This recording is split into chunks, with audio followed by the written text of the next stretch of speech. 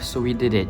Bonjour tout le monde, j'espère que vous allez bien. It's me, Faiz. Today I want to share with you guys the culmination of an incredible language learning journey that I put myself on 4 years ago. The goal that I set myself was to be conversationally fluent in the French language. If I don't get to be one, I just want to be conversationally fluent at least. So when I was a kid in Geneva, that was the first time when I was exposed to the French language. My friends were francophones and I told myself, man, that sounds like a beautiful language. It piqued my interest. Naturally, I wanted to learn it. But when you're a kid, you don't really take your studies seriously. So you just pick up phrases here and there. Eventually in my life, the language kept on following me. I actually joined a French company in my mid-20s, and then my family actually lived in Belgium for several years. So I decided to learn the language full on 4 years ago. Remember that this journey started 4 years ago, and the journey has been testing my perseverance and dedication to something. It required commitment. One way to measure this language learning journey was through taking the DELF exams. So I wanted to go from an A1 level, which was a beginner level, to an A2, which was an upper beginner level, to a B1 level, being an intermediate level. So B1 was the goal. The end goal of the exams that I'm going to be taking is to the B1 level. But no adventure is without its challenges. So join me as I recollect some of these challenges that I had to go through in this 4-year language learning journey. Back at the beginning, I only knew the basic phrases such as "Comment ça va?", "Je m'appelle." So that was it. Grammar? No idea. Pronunciation? Non, je parle un peu français. Total mess. Especially coming from languages such as English and Malay, which are a bit more straightforward in the pronunciation. Hearing French was like deciphering mumbles, merged words. It was just so hard to comprehend. My first year of learning the language, picture this. Me and my brother were at Paul's at Musée du Louvre, trying to order ourselves a simple salad and a tuna sandwich. It was as complicated as trying to decipher an alien language with strange sounds, random gestures, with a shared hope that we both understood each other. So, une salade? Non, chef. Une salade avec une pain? Avec tuna? Salade? Yeah, salad. Non, chef. Hell, I even left a poor woman on a different boulangerie where she asked, will that be all, ça sera tout? And I just left because I couldn't catch what she was saying. I just left because I didn't understand her. So yeah, that's how my journey started. To conquer these challenges, I needed the right tools. I started with children books and embarked on a year journey with Pimsleur. That was a game changer, helping me digest those mumbly French words. To expand my vocabulary, I did some Duolingo. Heck, I even pasted some sticky notes all over my house. So A1 in 2020 conquered. So I continued with the same routine, but this time I finished my Pimsleur. Then I started doing that ASML workbook, which I completed halfway in order to take my A2 exam. So A2 in 2021 passed with flying colors. But B1? That's a whole nother level. I knew I had to refine a couple of things, especially my listening and my speaking. So I finished my ASML workbook. I did all 100 lessons. I continued with italki, speaking to native speakers to get me ready for my speaking because I stutter a lot. C'est en français?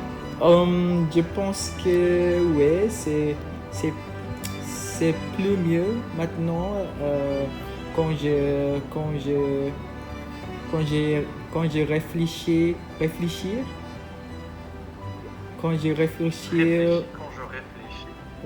réfléchir en français, c'est plus facile qu'avant. Crazy part is we didn't even take a community tutor like we usually do for the exams. We were out of our minds. Fast forward and D-Day arrives. Maybe I was ready, maybe I wasn't, but I knew I just had to go through it. Right, so we're here back again at Alliance Française for B1, and today is November what? 13, and we're here at 8:30 at Alliance Française. Nothing has changed much, but our level has changed.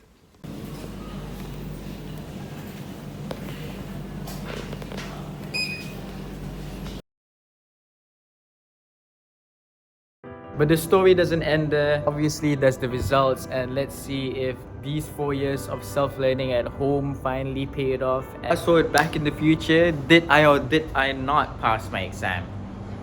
Well, I finally did. So yes, I actually got my B1 after 4 years of this journey. It felt so long, but I finally got it, my B1 certificate. B1 was definitely a journey because I didn't even know if I could have gotten here, because people with B1 certificates, they are usually conversational in French. And I felt like the goal was so far because I only knew certain words and phrases in French. But now I could proudly say that I could think at the back of my head and actually have a conversation in French. So yeah, I can't believe I actually made it. So yeah, B1. I'll definitely go through the exam results and what happened during the day, because I didn't really record a video right after the exam because I was feeling a bit tired and a bit demotivated because I felt like I could have done better in the exam. So now let's review my certificate. To be honest, it's not as good as my A1 and A2 results because those were the beginner levels. So the first part, production écrit, I can't remember much about production écrit because I guess it didn't give me as hard as a time as the others. So for production écrit, I got 17 out of 25. That's still alright. That's above the halfway mark, so I would call it like a B mark right there, 17 out of 25. So next is the comprehension écrit. As I mentioned, I'm really comfortable with comprehension écrit. I got 24.5 out of 25.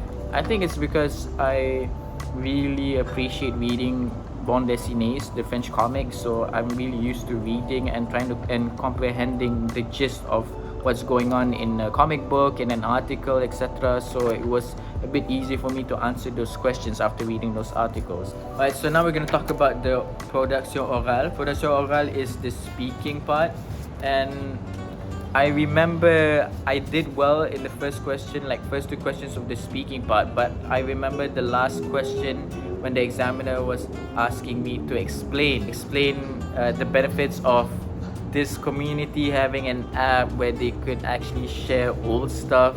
I was just rambling on about having an app where they could actually sell stuff, sell old stuff, etc. But it was actually an app for sharing stuff or something. I can't remember, but I was mumbling on, and then the examiner actually stopped me and explained to me again in French the question. He actually stopped me. Stop, I think you got it all wrong. This is the question. Can you try again now? He actually gave me a second chance. Yeah, that's how bad my speaking was. And I actually got an 18.5 out of 25.